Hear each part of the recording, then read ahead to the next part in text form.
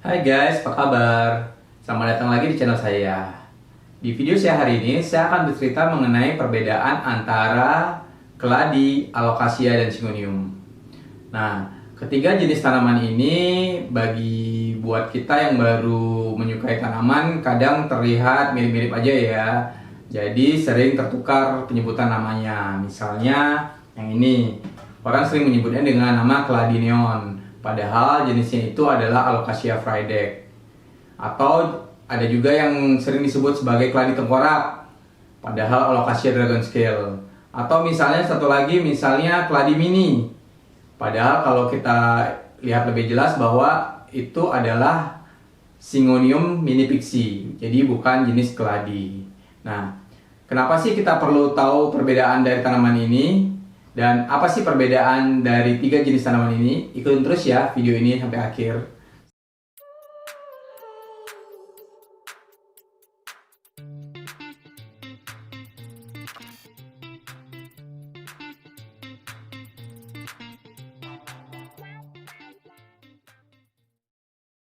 Perbedaan akar. Oke, ini adalah salah satu dari jenis keladi. Kita lihat ya akarnya seperti apa. Nah, kita buyur aja. Nah,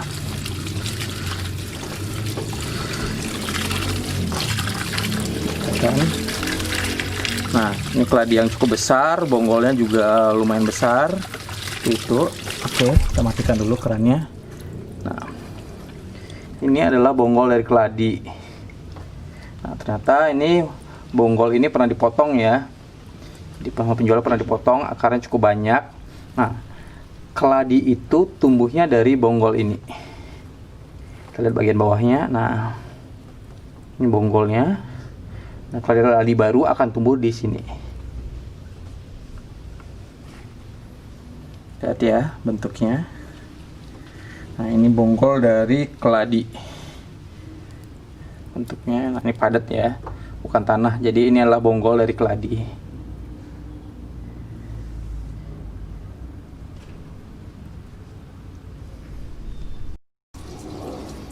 Nah, kalau Alocasia, bonggolnya bentuknya akan memanjang seperti ini.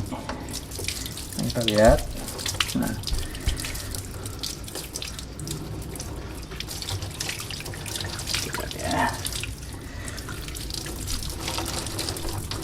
bentuk bonggol dari Alocasia dan keladi berbeda. Nah, kalau bentuk tadi kita udah lihat sama-sama, bonggol dari keladi itu bentuknya bulat. Sementara kalau Alocasia bentuknya memanjang seperti ini. Nah, ini kebetulan Alokasianya baru dibeli, ini akar-akarnya baru tumbuh, tapi nggak apa-apa, biar teman-teman tahu perbedaan antara Alocasia dan keladi dari bonggolnya seperti apa. Nah, bonggol dari Alocasia bentuknya memanjang, sementara bonggol dari keladi bentuknya bulat ya. Nah, kalau akar dari Syngonium seperti apa? Mari kita lihat aja. Ya, sebelum kita buka, kita tekan-tekan dulu sama seperti yang tadi sebenarnya. Oke, kalau sudah longgar, kita keluarkan perlahan-lahan. Ya.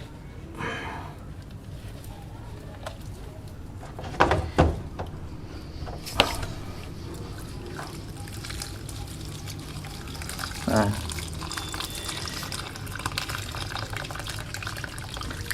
kalau Syngonium tidak memiliki bonggol seperti keladi atau Alocasia. Nah, ini bentuk akar dari Syngonium. Jadi tidak ada bonggol, jadi langsung akarnya. Jadi yang sering disebut keladi mini ini sebenarnya adalah Syngonium mini pixie. Morfologi batang. Batang dari keladi sebenarnya tidak bisa disebut sebagai batang ya, karena ini sebenarnya tangkai daun.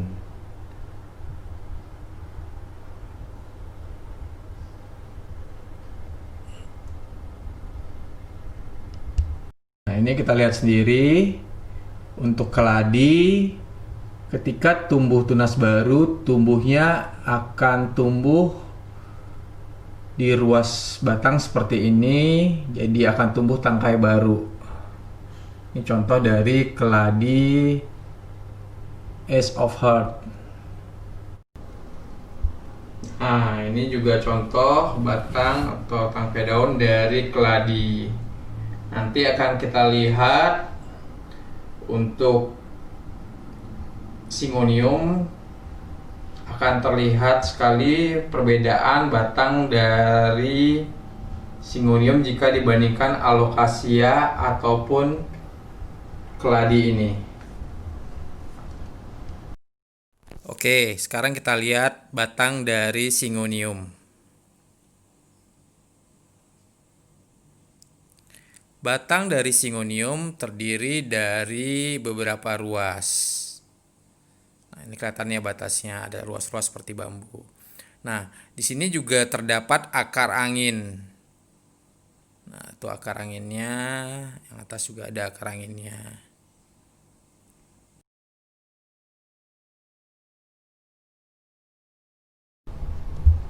Oke, ini contoh lagi dari batang Syngonium. Nah, ini batangnya terdiri dari beberapa ruas. Nah, ini akar anginnya. Jika ingin melakukan perbanyakan untuk Syngonium, bisa dilakukan pemotongan di sini. Nah, ketika dipotong di sini, bagian yang ini akan tumbuh sendiri dan akan tumbuh karena sudah punya akar angin ini. Ketika ditanam akan cepat tumbuh akar-akar baru. Dan bagian yang ini yang dipisahkan juga akan tumbuh. Sementara bentuk batang dari Alocasia adalah seperti ini. Jadi dari bonggolnya akan tumbuh batang seperti ini. Ini adalah contoh dari batang dari Alocasia Fredek.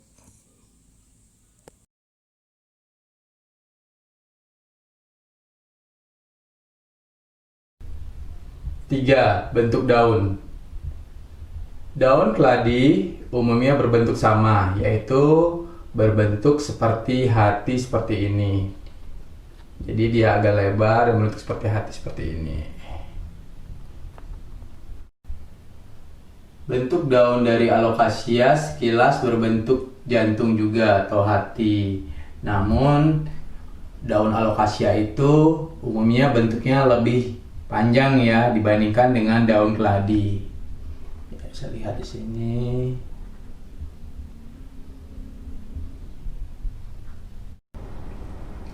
Bagian tepi dari daun Alocasia ada yang bentuknya polos seperti ini.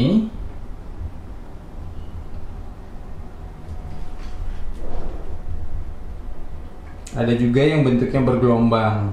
Jadi walaupun sama-sama panjang, tapi bagian tepi dari daun Alocasia ini banyak juga yang bentuknya bergelombang seperti ini. Nah, ini Alocasia sandriana. Alocasia amazonica juga bentuk daunnya, bagian tepinya juga bergelombang seperti ini. Bentuk daun dari Syngonium bentuknya ada yang mirip seperti keladi, seperti Syngonium minipixie ini. Sehingga Syngonium minipixie ini sering dipanggil sebagai atau dijual sebagai keladi mini. Atau ada juga yang daunnya berbentuk seperti ini. Nah, ini karena bagian atasnya bentuknya mirip, jadi seolah-olah kayak 3 daun yang terpisah, padahal ini 1 daun.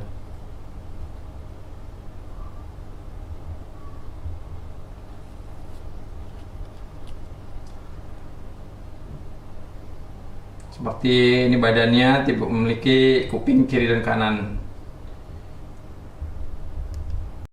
Ketebalan daun. Daun keladi tidak tebal, jadi daunnya tipis. Ini contohnya ya, daunnya sudah subur dan besar sekali, tapi sih ya tetap tipis seperti itu. Atau seperti ini, daun ini juga sudah besar, tapi kita lihat daunnya sih tetap tipis jika dibandingkan daun Alocasia. Nah, untuk Alocasia daunnya cukup tebal. Misalnya Alocasia dragon scale ini Tebalnya kalau dipegang akan terasa seperti karton, tebal daunnya. Untuk Syngonium, daunnya juga tipis ya, seperti keladi. Jadi daun Syngonium tidak setebal daun dari Alocasia.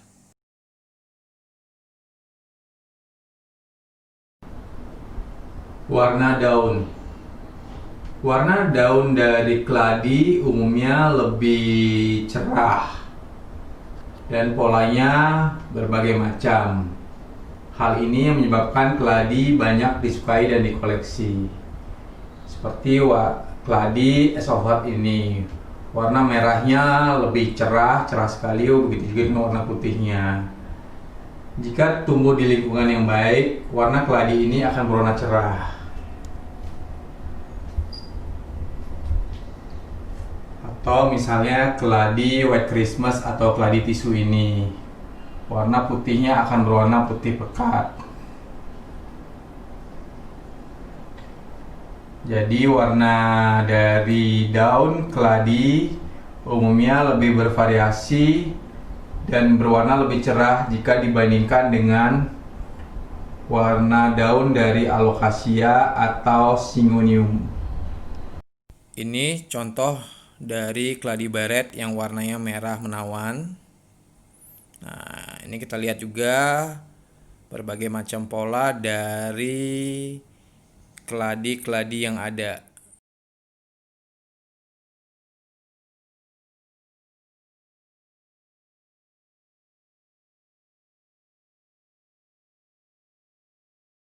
Warna dari Alocasia tidaklah sebanyak warna dari keladi.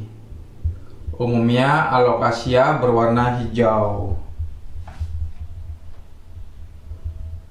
Daun baru akan berwarna hijau muda, kemudian akan berwarna hijau tua ketika umurnya menjadi lebih dewasa.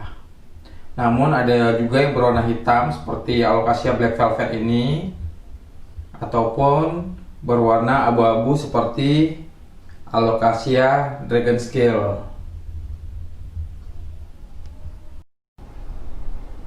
Warna dari daun Syngonium umumnya berwarna hijau tua, ada juga yang berwarna hijau muda, masih sedikit putih, atau ada juga yang berwarna pink.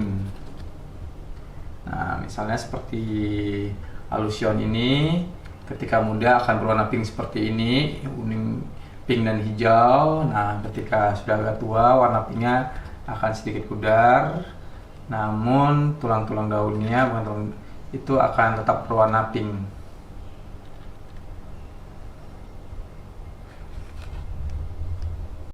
Tadi kita sudah melihat sama-sama perbedaan dari masing-masing tanaman ini.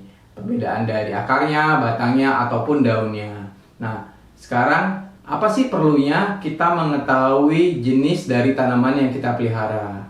Nah, kita perlu mengetahui jenis dari tanaman yang kita pelihara agar kita bisa memberikan support dan memberikan lingkungan yang terbaik untuk tanaman itu.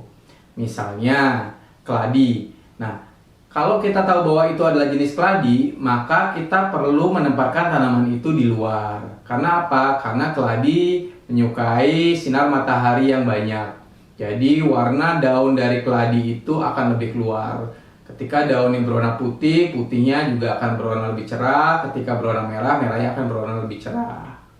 Nah, kalau keladi itu kita tempatkan di dalam ruangan, yang ada ialah keladi tersebut warnanya makin lama akan berwarna semakin hijau. Jadi warna merahnya, putihnya nggak akan keluar.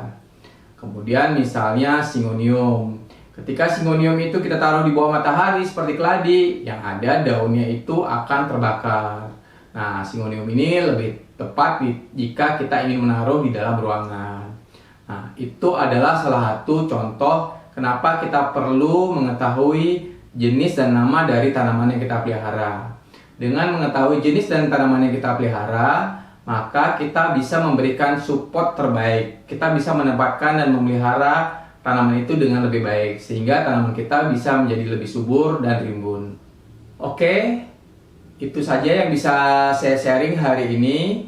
Jadi terima kasih sudah menonton video saya. Jika teman-teman anggap video ini bisa berguna dan bermanfaat bagi teman-teman semua untuk menambah pengetahuan, jangan lupa klik like-nya dan klik subscribe sehingga tidak ketinggalan jika ada video-video terbaru dari saya.